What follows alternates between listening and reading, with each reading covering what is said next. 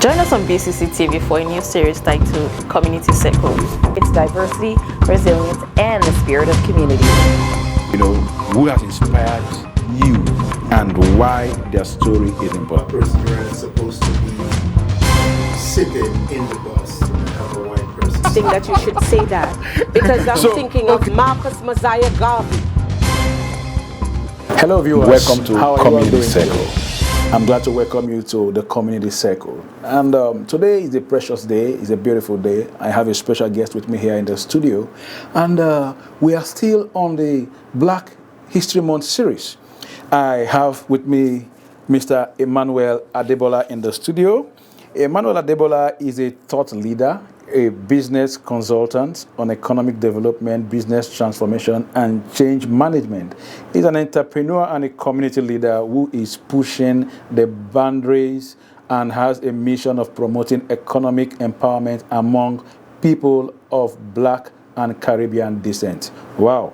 This man here, in fact, he has been so much in the community. He's an engineer, electrical engineer, and he is not just an engineer, he's someone who is a business consultant for SMEs, and under the Tendami, consulting and all that. So it's been quite a lot, If I go through his profile, so much to say about him, He's so loaded, and I am glad to have him today, as one of my guests in the Black History Month series. Ladies and gentlemen, join me welcome Mr. Emmanuel Adebola. Thank you very much. Mr. Emmanuel, I'm glad to have you. It's a privilege to be here, and thanks for having me. Thank you for coming. Look at you, handsome man. Well, I'm trying to be like you. But I'm actually impressed. My first time in your studio, and you guys are doing a marvelous job. Thank you. You're the first Black-owned TV station that I've seen with the quality of excellence that everything speaks of itself, and kudos to you. Thank you so much. We are trying our little best. Yeah.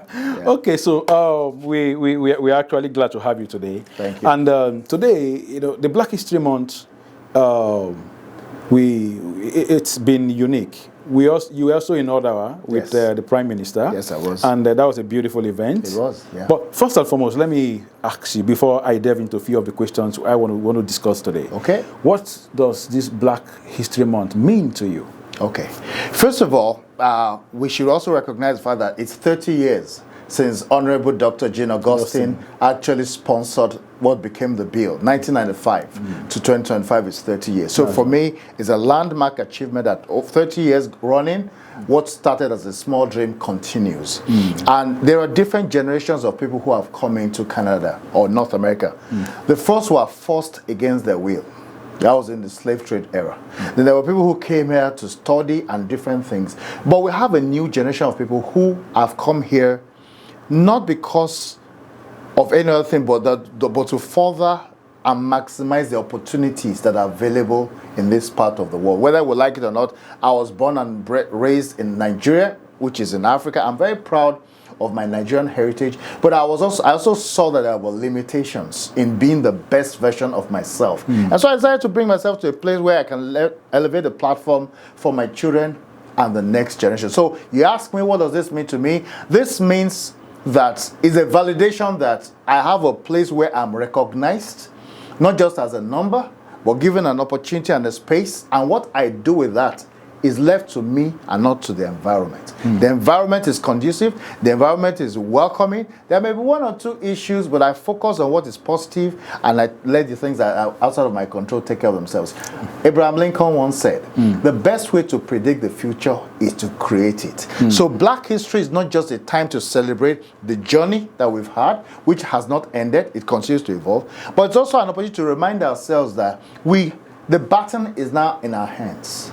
The future that we thought about when we were children is now. So it is time for us to rise up, show up, and continue to make good better and better best. Rise up, show up, and continue to make good better. Oh, yes. What? Better best, And right? better best. Yes, sir. I love that. It's a journey. I love that. Now, how do you, there's this phrase that is echoing right now, Yes. which is the Black excellence. Yes. Are we trying to face off the other for this? It's interesting you asked that because I was with Honorable Jean Augustine a few days ago. We're shooting for a magazine that was coming up. And I sought her view on this. And what she said is that Black history is about celebrating the past. Black excellence is about putting ourselves in a position where we can actually rise up. Because in a country like Canada, there are many, is a diverse culture, diverse people coming in from different places. So what we're saying is that it's not enough to celebrate that we have come this far. Let's not snooze. The moment is now. Let's take it to another level. So that a country like Canada, who really needs us, can actually celebrate more for what we have given and less about what it has given to us. So should we celebrate Black Excellence Month or Black History Month? This is what I would say. Very good question. There are 12 months in a year. Black History Month in February is a good thing because it helps us to reflect on the past. But for the remaining months of the year, celebrate Black excellence. So that way is a continuum. I lead an organization called ANA Global. Last year, we had our theme for the year was Stronger Together, which was meant for the Black History Month. But it caught on so successfully that we decided there's no point, because we had t-shirts, we had sweatshirts and all that. We carried it all through to the year, till January. And now we've just rebranded with another one we call Empowered Connections. Again, we'll run this. So to answer your question, Black History Month, don't take it away, but recognize that it doesn't stop with Black history. Black excellence continues. Black excellence continues. You know, going through your profile, I saw that more recently, you advocated for more value-adding partnership between Africans in the diaspora and their home states under a diaspora-led direct investment model that unlocks the huge potential in the continent for mutual benefit. You also host a bi-monthly webinar, you know, a business border which is designed to unlock, to address barriers to international trade between the diaspora and the continent. Can you throw light on this? Thank you very much. My philosophy to supporting Africa is mostly no boots on the ground. The fact that I'm physically here does not mean that I've emancipated myself from the responsibility of joining others to develop Africa. Africa is one of the richest continents in the world in terms of resources, natural resources, human. We have a teeming youth population. But the question is, how do we unlock the value, turn that natural advantage to comparative advantage? Then we also have, in a country like Nigeria, where I come from, there's a lot of focus on foreign direct investment. In 2022, Nigeria had $0.98 or thereabout $billion of foreign direct investment. But guess what? We had about $20 to $22 billion in foreign remittances by those in the diaspora, people like me. Maybe you're sending money home to your parents and all that. And so what we're advocating for is, why don't we use that money more creatively to empower Africa? That way we can build business. We see our businesses as an extension of what we're doing here, as an extension of what we can do to support and promote Africa. This from the Asian community are doing a fantastic job of that. You see many people from India, you know, China, they are here, but they are solving for back home. So it's a similar process. There are smart people across Africa, whether it's in Kenya or it's in Nigeria, in South Africa, that are doing very well. How do we unlock that value without them necessarily come here, but put some money back, leverage cheaper, it's lower cost to sell for us. We can work with them, we can become more competitive here, and we also ensure that we're helping to orientate, because we talk about a large youth population, but the mentality is, let's get rich quick. Let's get there. It's because the heads of people are outside, so they think until they travel out. We said, no, you don't necessarily need to travel out if you don't want to. Some people actually are doing very well in Africa. So how do we lend our voices? How do we lend our support to that? So I do that under the platform of North American Chamber of Black Entrepreneurs, which I'm privileged to found. And the bi-monthly webinar you talked about takes place. The next one comes up on the 1st of March. We're talking it's about building businesses, bridging business beyond borders. That's what the theme. And I'm having some fantastic people. There's the director of Faith Institute, Amaka, will be there in Nigeria. Faith Institute, they just generated a report for the entrepreneurs report in 2024. That's fantastic. There's a gentleman called Femi Arosoyin, who's a CEO in a technology telecom company in Cameroon. Those will be the people I'll be sharing with. Just in continuation. Since we're talking about this, and I've met quite some Africans here in Canada, who, especially one told me that I don't have a bank account in Africa. I said, why? He said, because I've given up on my country. Yeah. In other words, if he doesn't have a bank account, he can't even invest. Yes. So he's not the only one. that. I know somebody who has torn his passport. He doesn't have a Nigerian passport. Also from Nigeria. He says, I'm 100% Canadian. So I hear such. What? So how with what you are doing, what message you have for such ones? Is it the right way to go? I think the important thing, everybody can spot a problem. We can talk about the problems from now till tomorrow. What our continents need, whether it's in Africa or here in North America, are solution providers, not people who tell stories. And it comes by taking responsibility, not just waiting for the environment to be made for you. There's a popular joke I've heard where someone said, if God, in his wisdom, decides to transport people from North America to Nigeria and to Africa and the other way around, it's only a matter of time. It will. That because it's not the environment, it is the mindset. It is a mindset that recognizes that I need to make this environment better. And it starts by appreciating what you have. So people like that think, let me abscond. Yeah, maybe it's also a bit self-centered or selfish, if you will, because you left, but maybe your family members are there. Are you saying that those people don't deserve your attention? Because and that mindset, here they may celebrate you, but no, you can't be as celebrated as your own hometown, at least ideally. So what I would say to such people, if you're listening to me, is congratulations on crossing over many thousands of miles to North America or Europe or Australia or Asia, wherever you are. But Africa and the Caribbean markets need us to provide our support, to lend our voice. And there are many ways we can do that without necessarily being physically there. You can sponsor people through education, provide opportunities there are also people who are, going back and forth. I know a gentleman who is a medical practitioner who is focused on children health, and he's going back and forth. You can provide sponsorship. Before we leave this part, because of our time, I'm considering, because a lot of immigrants in the Western world who left Africa and came, some of them want to go back home. Yes. Some are also planning their retirement back home. There are some who are also saying that if the system works, so for them now, the system is not working. Yes. So if the system begins to work, we want to go back home, we want to invest over there and things like that. So, and for some who gave up because they have waited for too long. Yes.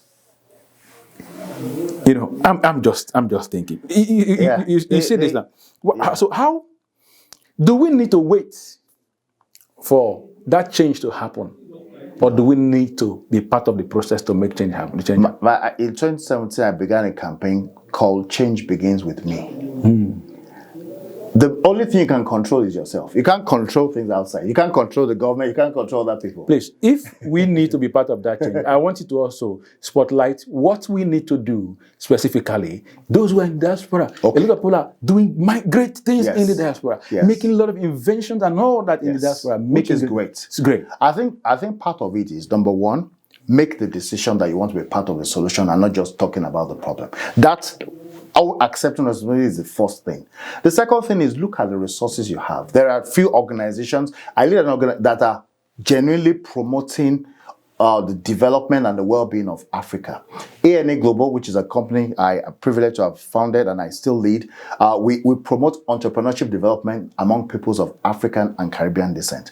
There are people who are focused on healthcare. There are people who are focused on different things. So identify the niche area that resonates with you. And also do an assessment to be sure that they actually walk the talk, because not just in a beautiful name. Do a research on your own, because we don't all have to be founder and CEO. So you don't need to be the one to start it. Find a conducive environment where you can participate and then begin to contribute your quota. Don't just sit there and be waiting.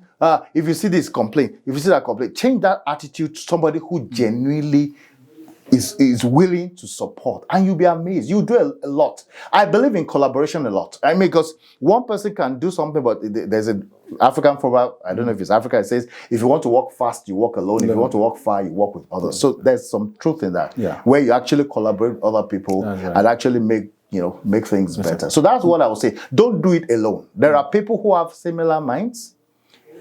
Identify them, partner with them, And that will compound the effort. I believe I'll have other opportunities to discuss this specifically Definitely. with you, because there's so much I would love to, No problem. discuss with you on this, No problem. and I want to take you on so many things, also because of what you are doing right now. But let's consider owning our space. Okay. Black History Month. Yes. Owning our space. So, what does owning our space mean to you? How do you think it relates to the Black experience? For me, it's very simple. I live in Canada, and I love the country of Canada as much as I love my country. In fact, something happened a few days ago. It was a Black History Month proclamation in my town of Milton, the place of possibility. And one of the things that happened was that they played the national anthem of Canada. For the first time in my 8 years of being in Canada, I felt in my heart. You can sing a song from your head. That's right. But this was the first time. I'm a citizen now, so maybe, I don't know, maybe that was part of it. It came from within. I was like, wow, I belong here. So the first thing is to recognize that you're here. You made a decision, whether deliberately or not, you are here. Yeah. And now that you are here, you can't now disappear. You see, what happens is this: the Maslow's hierarchy of needs talks about different things that motivate us. When people come here at first, what the first need is survival. Physiological needs. So that's taken care of. We have groups that support that. The next thing is security, job security. I need a job. Those things are good. The next thing is family belonging. Identify. So they join different groups, maybe people from your country, etc. The next one is self-esteem.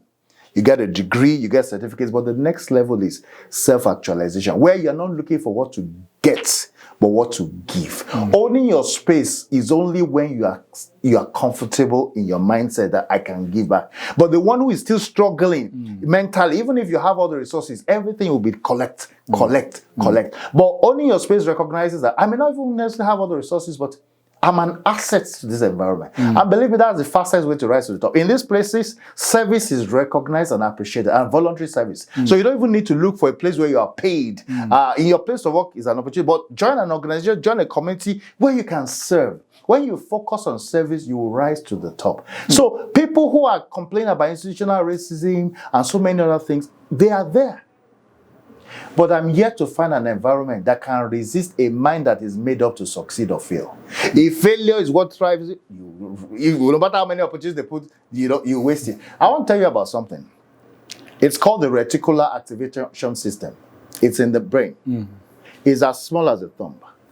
What does the reticular activator system do? It reinforces what your beliefs are. So it serves as a bodyguard in your brain. What that means is that if your beliefs are that you can make it here, it will collect all the information as they are passing. It will come. If your belief, on the other hand, is that it's not possible, no matter how many positives, the judge will say there's no way, there's no opportunity. So the number one responsibility, your belief system, feed it with information that will empower you. Feed it with information. Oh yeah, that will empower you. So that in your subconscious, as the ideas are coming, you're not knocking it off. You are actually attracting. You attract what you believe. You attract what's in you. You attract what you believe in. Yes, sir. Ladies and gentlemen, on that note, we'll be going on a little break, and a short break. We'll be right back. Thank you. Thank you. This is Community Circle. They say every heroine don't wait to be served. She writes her own story. Every woman has a story of strength, courage, love, and ambition. They rise above challenges, break through careers, and inspire us all. Join heroines Blessing Ajayi, Adebola Otiba, Emma Answer, Kim Ambrose, and Mokesh Burke as they take you on a journey through the fascinating world of women, with stories that touch your heart, challenge your mind, and uplift your spirit. Accomplishing, if I'm in any sort of pain about anything, they're there for me. And to me, that is the embodiment of sisterhood. And which is what we bring to the table. If we were all the same, then it would not have the power that it needs to have. But if you're unique and you're bringing different skill sets, that is how we build each other up. That is how we help each other, empower each other. So sisterhood is really celebrating each other's successes. Successes. To them about their problems, their challenges, and that's how I started building my network. And you know, like we all said, every woman has a heroine within her. Until you display The Heroine Show.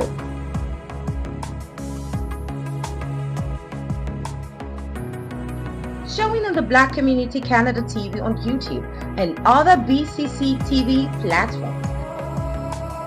Join the conversation on socials and lend your voice because every woman is a heroine.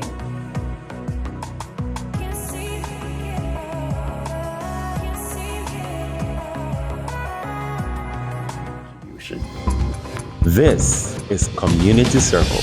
So welcome back. This is still the Community Circle, and we are still in the Black History Month series. And here with me has been our own, beloved brother, the great man himself, Mr. Emmanuel Adebola. Mr. Emmanuel, thank you so much for that first segment. I think you were just hitting it here, left, right, front, and center. Thank you for that. Now, we're looking at owning our space. Yes, sir. And you said quite a lot, So, but can you share a personal story, about a time when you felt like you were reclaiming, or owning your space? Okay. I studied electrical engineering, but my first career was information technology. So I was an IT professional for a number of years. But then in 2005, I transitioned and started working for a consulting practice, one of the top 4. And I became a consultant, became a manager, senior manager, and I was on the verge of becoming a managing director, which is the highest level, when I was poached more or less to come to Canada for the same organization. And that was fantastic. The only problem was when I came, the job opportunity that brought me and more or less sponsor where my family was sponsored was no longer available. So I had a choice. Stay back in my comfort zone, because I was doing very well in Nigeria, or come over here and, weather the storm. So I would say that I underestimated what was on the other side, but I came all the same. And so no matter how much money you bring into this country, if nothing is coming in, it will dissipate. And that's what I found my way. So when all the money left, without saying too much details, I then decided to do a temporary job, which was work in the warehouse. And was meant to just, 2 weeks and then get back to the mainstream. 2 weeks became 3 years. In that period, I worked in days, afternoon shift, working on the shop floor, working with dropout and stuff. I became a shell of myself, because the reality was that I had succeeded so far in life. And that period, I didn't know how to fail. Let's put it like that. You see, my parents, God bless them, are academicians. They taught me, more or less, not that they told me this, but what the philosophy I grew up with was that there are 2 things you need to succeed in life: academic intelligence and spiritual intelligence, which I'll call the fear of God. And riding on those 2 cardinal points, I rose through the ladder and came to North America. But the experience I had over those 3, 4, 5 years taught me that the tools I came with, as good as they were not enough. Not enough. I needed additional resources, which is what I learned in that process. What are they? Social intelligence, ability to understand what's happening without saying a word, read the room, understand, this was. Secondly, empathy, emotional intelligence, how to, understand with people, engage with people, and all that. But the third one, which was most important, is resilience. Ability to bounce back. No matter, you fall down 10 times, you're bouncing back. I said, never. I came too far. So that's what I learned. Because what happened was that all the emotion, I was so beaten that there was nothing else remaining. So mercifully, things turned up in 2022. I then paid a visit to Nigeria. It was just for 9 days. I saw people that left back in Nigeria. My career, they were MDs, they were doing stuff. I remembered who I was. I said, oh my God. This is what I left and came to Canada. So I went back, I came back. When I got back into the country, the place of work I worked, like I said, was a shop floor. Initially, I was even working as an IT help desk then. I was satisfied with that because it looked like an improvement.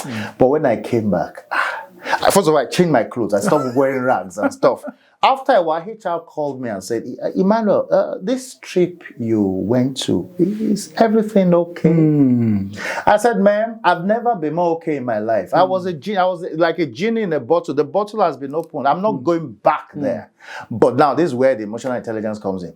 I should have played it low at work and then be myself outside. But I was so eager to prove that the new version was there that I was taught. So you can imagine somebody who just bring that, he brings it, bring that, and then all of a sudden he starts giving you ideas. So an IT professional goes away, a consultant comes in. And it's not just talking to he's talking to the GM of the organization. The guys, we can do it. Like, what's happening there?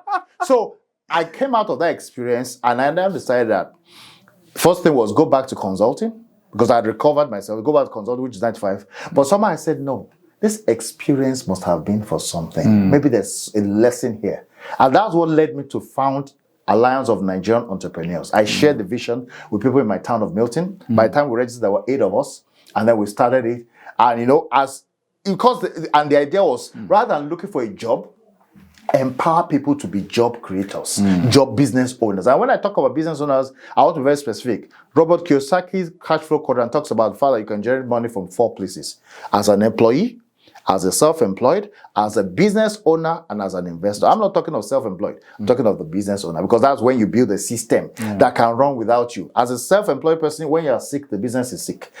So that is it. So I have the consulting. So I have the consulting background. So that's when I segued from the big Fortune 500 companies to small and medium enterprises, helping people that want to start up or scale up. And that's pretty much. So ANA Global provides that environment where we're helping. And I'm happy to say that we started with just 8 people. Now we're over 600. And the focus initially was just on Nigerians. Hence the name Alliance of Nigerian Entrepreneurs. Now that name itself has been changed to Alliance Network of Entrepreneurs, ANA Global. And now we have peoples of African and Caribbean descent. We have members in Canada, US, Australia, Europe, Africa, and we're firing on all cylinders. And so through that medium, we have people, like I said, who are back in Africa, who are developing capabilities, and we're also, complementing them, working with them. So my mindset is that I see myself as a bridge. I may have left Africa physically, but I remain a bridge to connect Canada, North America to those businesses and make things better. And as an economic development consultant, that's what I also do. Many of us are not aware that Canada has invested a lot of resources to support the Black community and other nationalities. So I'm not one of those who complain. There are things, I've built relationships with many establishments, economic development units, whether at the federal level, at the municipal level, in Brampton, in Milton, in Oakville, in Burlington, now trying to Mississauga, build those relationships. There are also what you call the regional investment innovation centers, like Innovation Factory, and so there's one in Kitchener called Community. So there are a number of things that are available. So it's about, and I'm happy to also say that very recently, ANA Global, there's a program that Canada started in 2021 after the pandemic called the Black Entrepreneurship Program, BEP. It has 3 angles. There's a company called Face Coalition, which was given $160 million to disburse as loans to businesses. There's also another angle, which you have 48 ecosystem partners who are together given $100 million to support businesses to train and all that. And there's a third leg, which is Black Entrepreneurship Knowledge Hub. Now, that cycle ended in 2025. Right now, it's been sponsored by the Minister of Small Business, Richie Valdez, has put it on the table at in Ottawa. When they come back on the 24th of March, they will continue the discussion. But I'm happy to say that ANA Global is now given the opportunity to be part of those ecosystem partners. So we're not just observers anymore. We are now in the game, and supporting. Now, looking at this whole experience that you have gathered, over the years. So how can we, as individuals, and as a community, how can we work to create space that are inclusive and empowering for Black people? It's to recognize that no one person can do it alone. We need to, there's a whole continuum of the value chain. Or identify where you belong. You cannot do everything. The mistake I see with people is they want to do everything, especially those who started the community development. So because they are ahead, they've been around longer. When they see something working, add it to me. Add it. No. Stay in your lane. Dig deep and become the thought leader the subject matter expert on that area, and then welcome other people, support them so that we work together. But when you insist, let me be the one they are seeing, let it just be me, you are just shortchanging yourself, because you cannot be deep by just flying around. Deep. So whenever I think of something, I think about you. But when I see you here, I see you there, I cannot really even identify what exactly is what you do. By God's grace, part of it's also recognizing what your strengths are and what your weaknesses are. By the grace of God, I don't know if you're familiar, and I apologize for borrowing from the Bible now. There are people who are given 1 talent, some 2, some 5. I was not given 1 talent. I was not given 2. I don't know, maybe it's 5. So I can do many things well. Maybe even more. I can do many things well. And I'm saying that because I've also seen situations where some people that I worked with, invited to be part of something, an initiative, saw things working and did not understand that there was grace and ability to do it. So they said, we can do our own. And now you're wondering where they So recognize what your strengths are and stay in your lane. Stay in your lane. Very important. Okay. I would love if you could give an advice, Okay. So I would phrase it this way. What advice would you give to young Black people who are actually looking to own their space and also assert their own identity? Okay, thank you very much. That's a very important question, because it's important for us to have sustained success. We need to support those who are coming behind. And what I would like to say to you is that what you need is inside, not outside. What makes you who you are is not the external, it's your internal. There are 5 levels of knowledge. The lowest knowledge is what you call opinions of people. People may have said things about you that may not be right. Somebody sees you and feels you can only go this way. That's their opinion.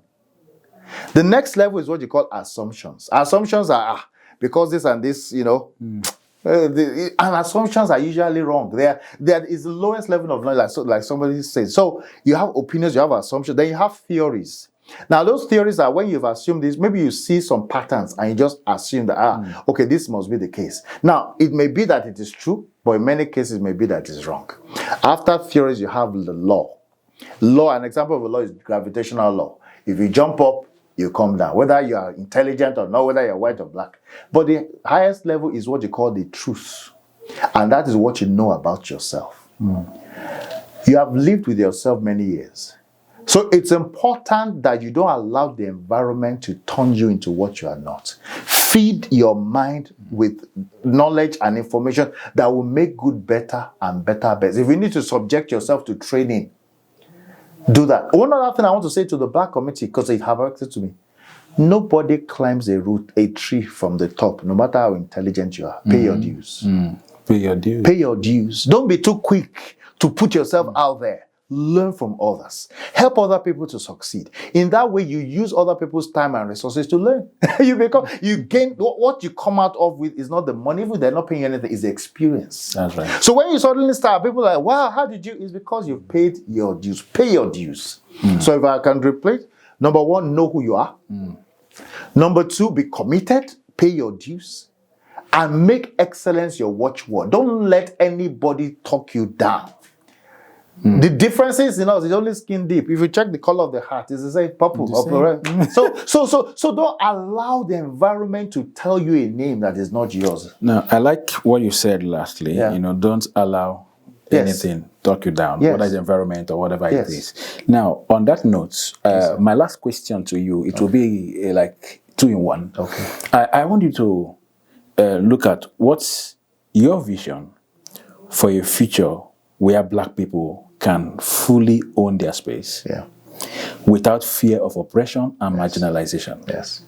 And then lastly, just to tie that with that question, I've also been privileged to at least talk with a lot of Black by reason of what we do. Yes. There is, this cry of marginalization, racism, and also considering the space and the numerical strength of the Black community. Yes. Looking at politically, looking at the capitalist and all that. If you will check all this, one of the things that rings the bell most times also says that it's like we are not even together or united. Yes.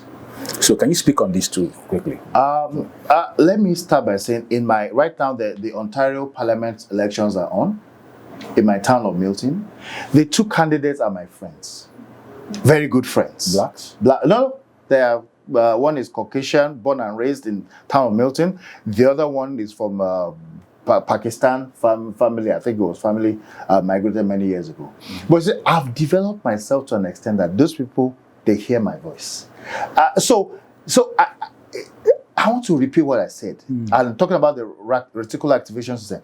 If negativity is what is flowing in here, then it will reflect. The issues we are fighting are cultural, sir. They're not just technical. If you address a cultural problem with as a technical solution, you'll be embarrassed. They're adaptive problems. So you need to first recognize that the challenge we are facing are cultural, and there's a historical part. And so people react the way they are, depending on what history, how they were raised. Somebody that was born son and daughters and whatever of somebody of slaves is still fighting to be accepted. I was born and raised in Nigeria. My family lineage is the royal family. I have no bone of slavery in me or my mentality. So it is recognized. So it actually reflects in how I talk. I don't look at myself that. And you may also know that Nigerians, being Nigerian, we are very assertive in the way we come across. We are not given excuses, even in Africa. So I think the cultural background of the individual comes into play. A lady was telling me yesterday, she had me speak at the proclamation of Black History Month in Milton. And she was impressed. And she said to me, I like the way you talk, but it's probably because you are not trained here. That my husband who was trained here felt low. I was trained outside of the country. My husband who was trained here began to look down on himself until I encouraged him and said, no, you can do it. So there's an element of that culture, that baggage that we need to drop, and it doesn't come overnight.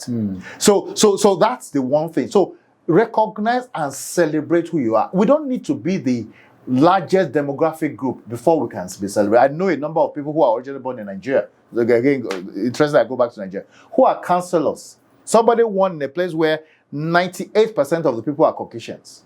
How did they win there? How does a black person all of a sudden become? Because they believe in themselves. Yeah, right. It's not the environment that will change. It is you that will reflect the light that is in you. That's the number one thing. The number two is that recognize as you begin to reflect that light, have a spirit of collaboration. Don't be me, myself, and I only.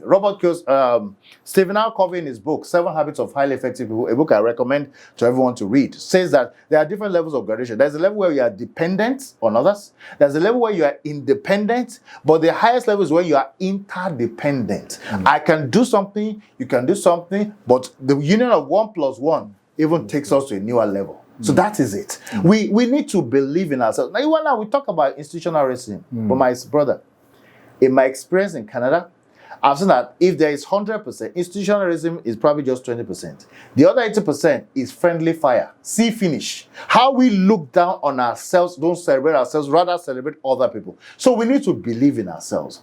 The trust levels are very low. There's no loyalty. People want to collect from you because it's black. They just want free. They don't want to give back. That's a wrong mentality. We need to have an ownership mentality, a mindset to give and not just to collect. And that's what rises up.